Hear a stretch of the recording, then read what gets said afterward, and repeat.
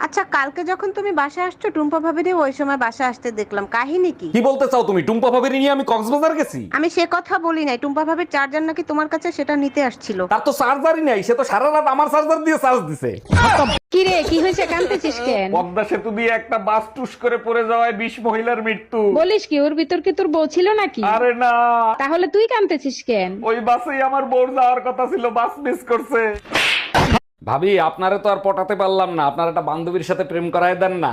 আমার একটাই অবিবাহিত বান্ধবী আছে, কিন্তু ওর একটা সমস্যা আছে। একটা সমস্যা তো, ওটা আমি ম্যানেজ করে নেবো, আপনি কথা বলেন। পরে আমারে কিছু বলতে পারবেন না, ও কিন্তু আইসক্রিম কামড়ায় কামড়ায় খায়। আরে ভাবি, শুনলাম ভাইরে নাকি তালাক দেবেন, কি হয়েছে বলেন তো? আর ভাই বললেন না, আপনার ভাই হচ্ছে নতুন চাউলের মতন, এই নিয়ে সংসার করা যায়? নতুন চাউলের মতো?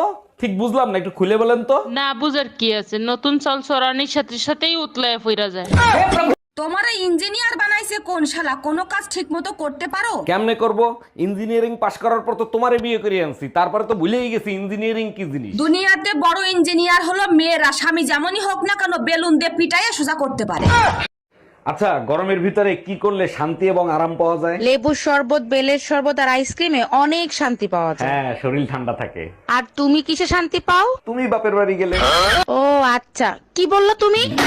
বেবি তাড়াতাড়ি রেডি হও না, আজকে তোমার সাথে কয়েকটা ভিডিও বানাবো। তোমার সাথে আর ভিডিও বানাবো না, মানুষ বাজে মন্তব্য করে, বান্দরের গলায় মুক্তার মালা। কে কি মন্তব্য করলো তাতে আমার কিছু যায় আসে না, তুমি তাড়াতাড়ি রেডি হও তো।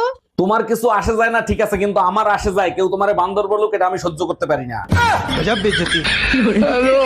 এই মায়া, 5 দিন আগে তুমি আমার কাছ থেকে 5,000 টাকা নিছিলা, সেই টাকার হিসাব দাও। 5 দিন আগে তোমার কাছ থেকে কিসের টাকা নিছি? মাথা মুথা ঠিক আছে?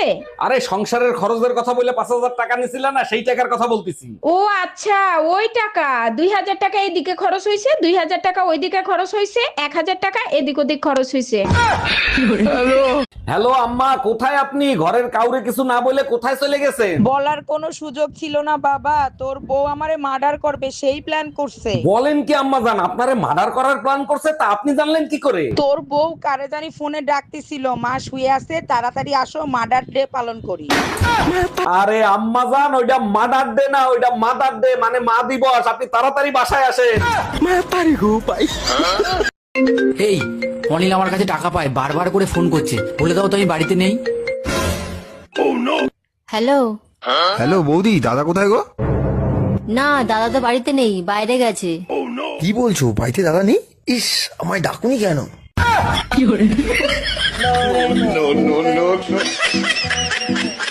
নান্টু ঘটক আপনার ছবি দেখাইছে, আপনাকে আমার পছন্দ হয়েছে, আমি বিয়ে করতে রাজি। আমিও আপনার ছবি দেখছি, বিয়ে করতে আমার কোনো সমস্যা নাই। দেখেন, আমার হাসিটা কিন্তু খুবই বিচ্ছিরি, সামনে থেকে 2টো দাঁত পোকে খাওয়া। আপনি টেনশন নিয়েন না, বিয়ের পরে আমি আপনাকে হাসার সুযোগ দিব না। এই ব্যাটারে দিয়ে একটা কাজ যদি ঠিক মতো হইতো। এই শালা আমার জীবনটারে টিউবলাইট বানায় ফেলাইতেছে। কথায় কথায় আমার ভাইকে গালি দাও, ও তোমার কোন ভরা খেতে মই দিছে? বিয়ের প্রস্তাবটা ওই নিয়ে আইছিল। আজ তোমার একদিন কি আমার একদিন।